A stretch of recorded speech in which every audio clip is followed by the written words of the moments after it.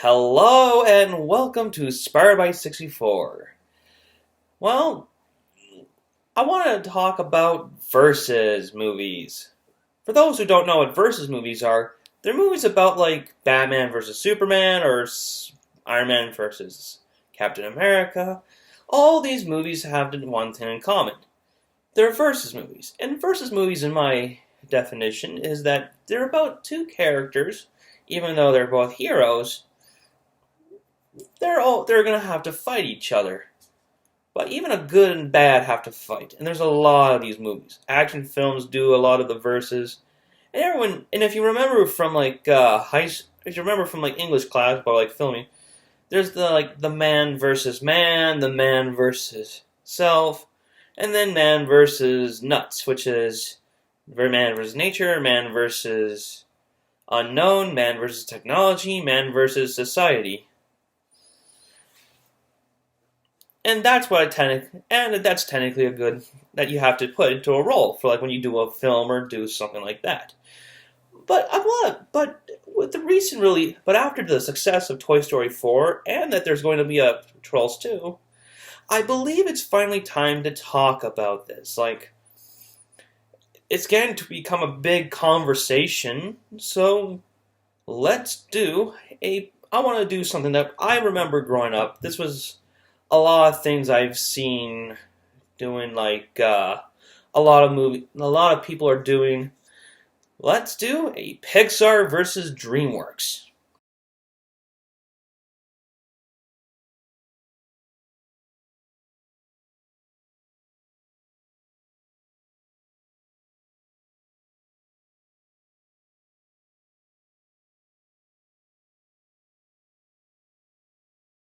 Okay, I'm not going to include the TV series about like every product, and we're only going for movies that are very similar and connected to each other.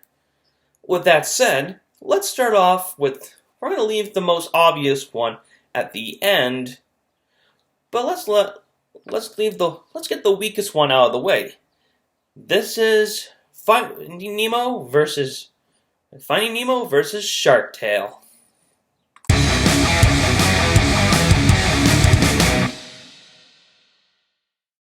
Finding Nemo is a movie from Pixar, which is about a clownfish named Marlin who has a new son named Nemo who has a broken fin. And one day he goes to a class and gets taken away from some humans. It's a good movie. Animation looks good. Pixar is doing well. To be fair, this movie's just taken with fish. But there is a character named Dory who is played by Ellen DeGeneres. That's pretty obvious. A lot of comedic characters, really good talent, and a sequel was made. And the sequel was not too bad. There's even William Dafoe fish. And now we have the Will Smith fish movie, also known as Shark Tale. What I can't believe is beyond me. This is the most garbage-filled movie I have ever seen.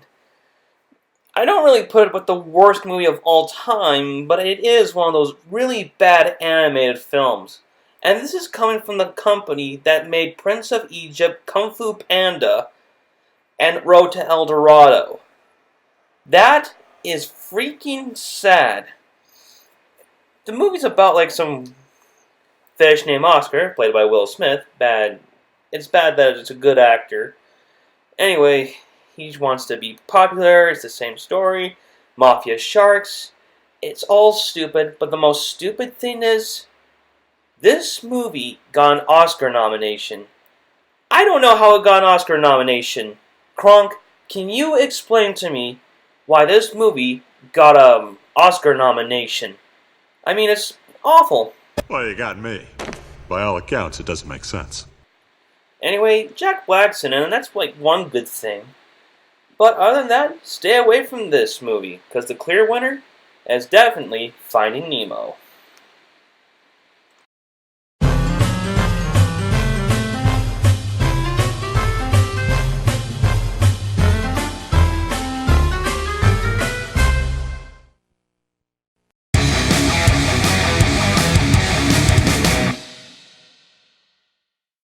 The Incredibles is a really good movie that Pixar actually released. Created by Brad Bird, the same guy who made The Iron Giant. Great movie, by the way. He had done a movie about like a superhero family. And that's really nice. And yes, I am aware that there is a sequel. We will not talk about the sequel because we're only focusing on the first one. We get some really good characters, and my all-time favorite thing is that it has my favorite villain syndrome, who is I am your biggest fan. a fanboy, rejected by his own heroes just because he does not have powers. I think a lot of people who are with Deku's side would if Deku was raised if Deku was going to be born a villain in like my anime, My Hero Academia, it would make sense. But there's actually a similar character from a certain film, new Spider-Man film, that acts like this. Sorry if that's a spoilers, but go see Far From Home. Anyway, the other movie we should talk about that fits on this description doesn't have a sequel, but at least is very entertaining. That is Megamind. It's a Superman ripoff, but it kind of does the story of where the villain becomes the hero. And, I think a lot of movies are doing this more often, and I give it credit where credit's due, it's not bad. This film is so good, and so is The Incredibles. They both have good villains, it's hard to choose which spot. So, let's say it's a tie.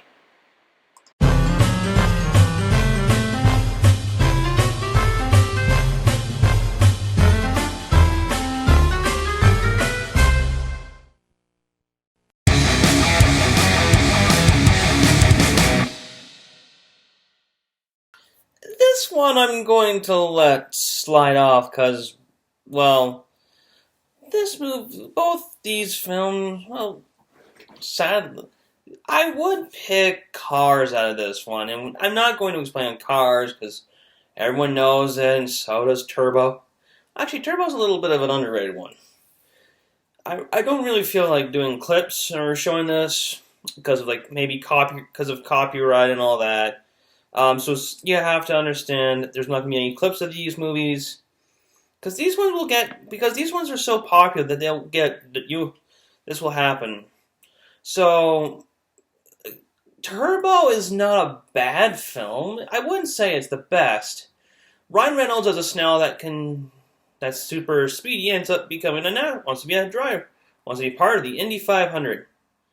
This stupid story, and it kind of seems interesting. Then there's Cars, which is okay. And I am going to confess this, I like Cars too. Yeah, I love Larry the Cable Guy, and I know it's not good, but, Cars 3 I didn't really watch entirely, because I really wasn't interested in Cars, but because I'm a huge Pixar fan, I still watched it. And I just didn't like it. It is a little more mature, and, that's pretty much all that I can say of this film. So, point goes, the one good thing about it is Larry the Cable Guy from Cars. And Turbo, you guys can check it out for yourselves, because it's better when they explain it. It's a really good film, but I wouldn't say it's the best.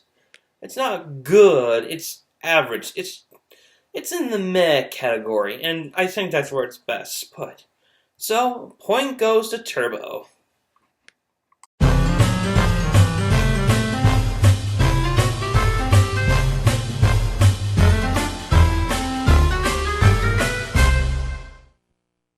Well, looks like we should go, we're gonna go on break. So to be continued.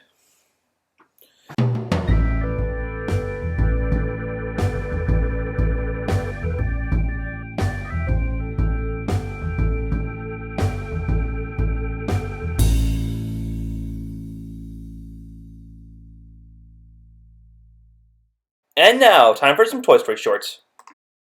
How long has he been gone? 9 minutes.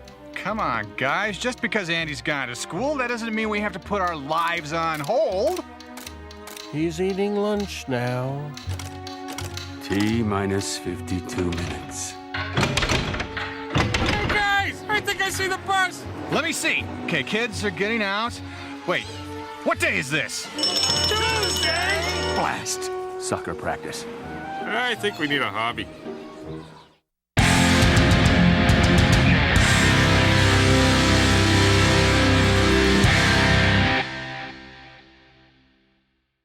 And now we're back. Back to the countdown.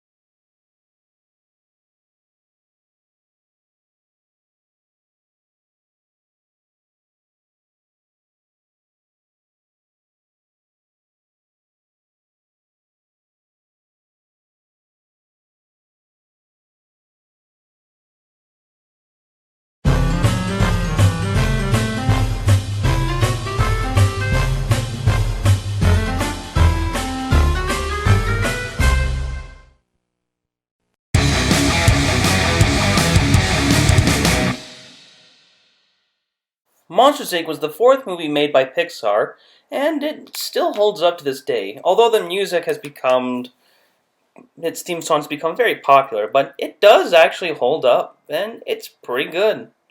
The music's nice, the characters are really interesting that you get involved with, and, well, there's a lot of really good heartfelt moments. Then there's Monsters vs. Aliens.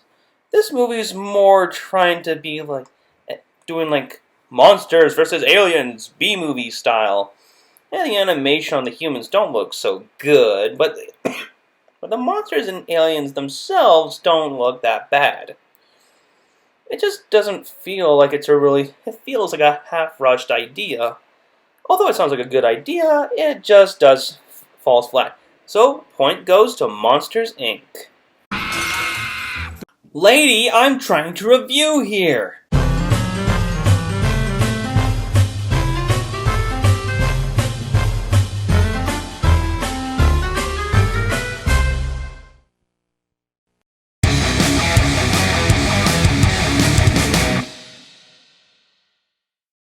Okay, now you kind of already know it's obvious. I'm gonna pick Toy Story no matter what. Hello? It's just that Shrek seems too memed.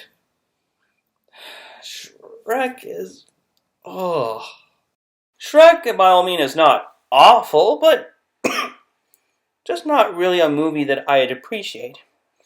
It's just, big purpose is just like poop humor and gross out humor. It's not bad, as you can just... if you just need, like, a stinker, like, you watch a good movie and then you just need, like, something dumb, you get Shrek. Shrek 2 is everyone's favorite. It's okay in my opinion. But I will say, Holding Out for a Hero has been one of my favorite songs because of this film. And I like Gingy in this film. The third Shrek movie was okay-ish, but was kind of interesting. And that's pretty much it. Well, the fourth one, released the same year as Shrek, as Toy Story 3, it just doesn't feel good, and it just lost its magic. It just didn't do very well. But other than that, Shrek's not that bad, to be honest, in my opinion. It's just not my favorite. Toy Story, on the other hand, is one of the greatest animated films of all time. The first movie was a huge risk. You know, it almost failed because of there was a really bad deleted scene called the Black Friday reel. I don't ever recommend watching it, and I vow never to see that again for how awful it was. But with that said, Toy Story has been is a perfect film. everyone can agree, both critics and adults and viewers. Everyone loves them. And I remember when people complained about the fourth film. And I did a review about how much I loved it. And I saw it 4 times. It's amazing. And they all tell good stories. They don't focus on fart humor and on like gross out moments. They just tell a great story. Make really good characters. These are characters who you want to be around with. It's amazing that the movie that kind of changed the industry forever would be about toys. This is something that gave my childhood meaning. I have a wonderful family. I wish to find love, but the thing that kind of gives me my selfless charm was because Woody was always the hero, and that's who I knew that he reminds me of my grandfather. That no matter where I go, he'd always be with me. That he means that a lot, and my grandfather really means a lot. And we'd sing the song "You Got a Friend in Me," so there's some real personal holding on to this film. So, is it the greatest movie of all time? Definitely. I think it's much better than Citizen Kane. The fourth one was a huge risk, and they actually pulled it off. Shrek 4 was a risk, and they botched it. So, I'm sorry, I already know it's obvious that Toy Story's getting the point. So, yeah, Toy Story gets the point.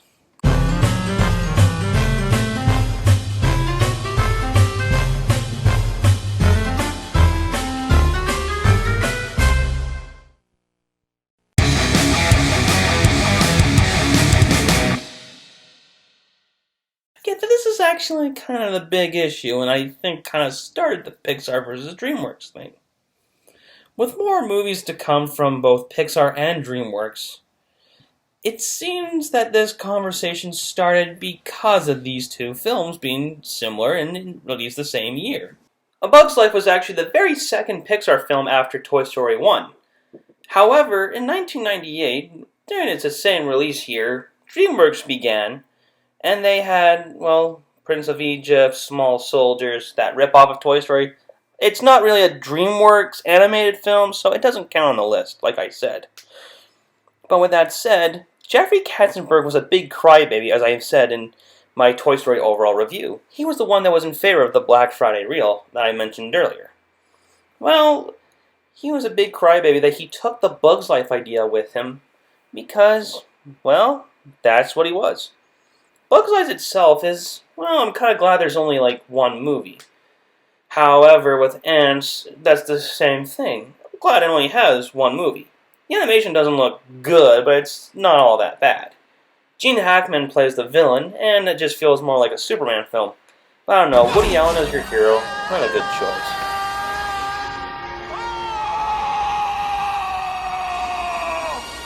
Ow, that actually looks like it would hurt. But to be fair, Pixar did release a better death of a Ants villain. And, well, I find Aunt Belly way much better than this film. But then again, let's look at Hopper's death.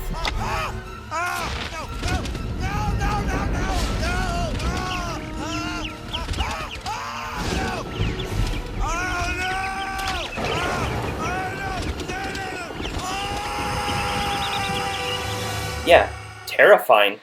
So Pixar does a way better moment. With memorable characters? Well, sort of. But that's pretty much it. My final verdict? The point goes to Pixar.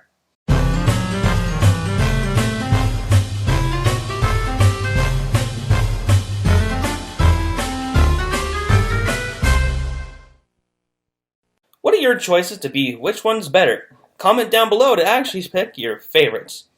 So, hopefully you liked this. Hopefully you liked it. Like this countdown or verses, and hopefully I can do more of these along throughout. So, thank you for liking, commenting, and hope you like, comment, and hopefully subscribe. Happy trails.